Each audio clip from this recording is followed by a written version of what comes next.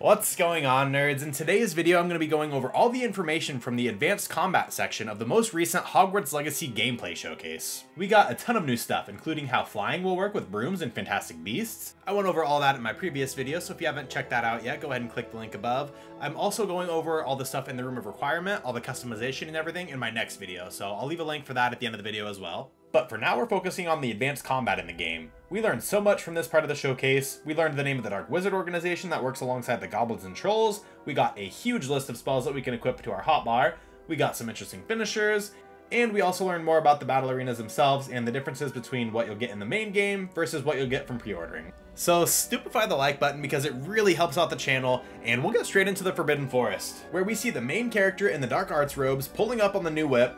This whole section is actually part of the pre-order bonus. The Dark Arts robes and hat, the Thestral, the Dark Arts arena, sensing a theme here.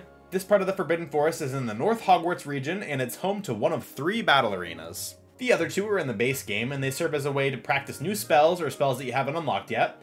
They also unlock certain cosmetic items. The Dark Arts battle arena comes preloaded with all the unforgivable curses, which you'll be able to unlock normally without pre-ordering. But if you do get the game early, you'll be able to test out whether or not you want to become a Dark Wizard sooner. We learn that we get into the arena by going through a statue, which is marked by this symbol on the minimap. It's kind of like walking through platforms 9 3/4, or through the statue in the second Fantastic Beasts movie. It's more like that one, honestly. But once they're inside though, they immediately murder someone, just right away, no hesitation. And with that, we get straight into the unforgivable curses. The first one we see here is Crucio, which we haven't seen yet. Its symbol is this one at the bottom with the needles through the hand. And you can see that this man doubles over in pain and starts screaming. Makes sense, right?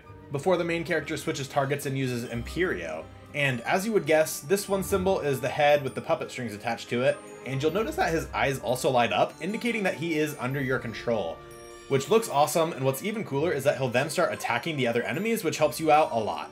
He's also got a giant green X across his chest, and this is something that all the unforgivable curses do. I'm not sure if it's the same thing, but you can link enemies' fates together by cursing them. I think that it's shown on screen by having the green X, I'm not positive. But when you link the enemies together, if you kill one, they all die, so that'll be pretty nice. I'm pretty sure you won't be able to beat more than a few people at once just because the cooldown for the curses is going to be so long, but that's where the potions come in. Later on in the showcase, they show us a partial list of potions, but the ones that pertain to this segment of the video are the Rock Skin Potion and the Focus Potion.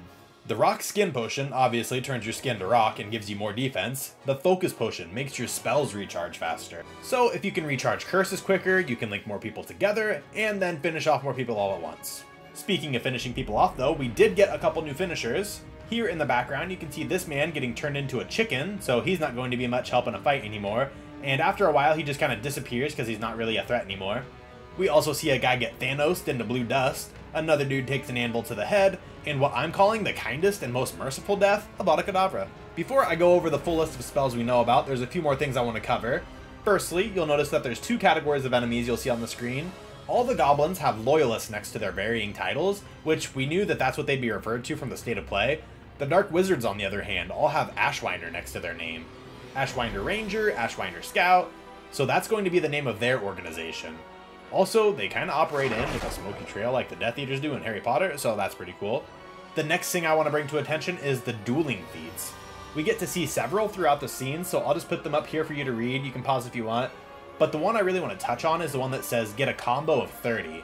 Getting combos is connected to these blue bars you see down here next to your health bar, and that's one way that you can charge it up. Another way is running around collecting these blue orbs you see laying on the ground after you defeat enemies, and once those bars are filled, you're able to use very strong ancient magic to deliver devastating blows. And the panel says this is a good way to keep you moving around the battlefield, trying to collect orbs and taking different angles on your enemies, but more than that, it's so that you don't get locked into standing still during every fight.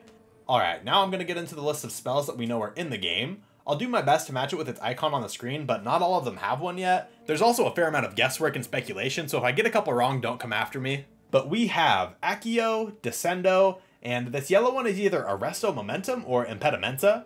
We've got Imperio, Avada Kedavra, Crucio, and Confringo.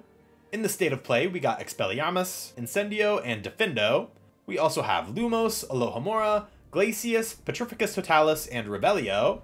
And what was a Pugno seems like it's now being referred to as an ancient magic throw, so a Pugno might be out, but I think I covered all of them. If not, let me know down in the comments what you hope makes it into the game. Impedimenta and Reducto are two of my favorites, so I really hope they make the cut. But that's all I was able to find out of this section of the Hogwarts Legacy gameplay showcase. I'll go ahead and link my video covering Flight on the Brooms and the Fantastic Beasts right here. But that's all I've got for you today. I will catch you next time, nerds.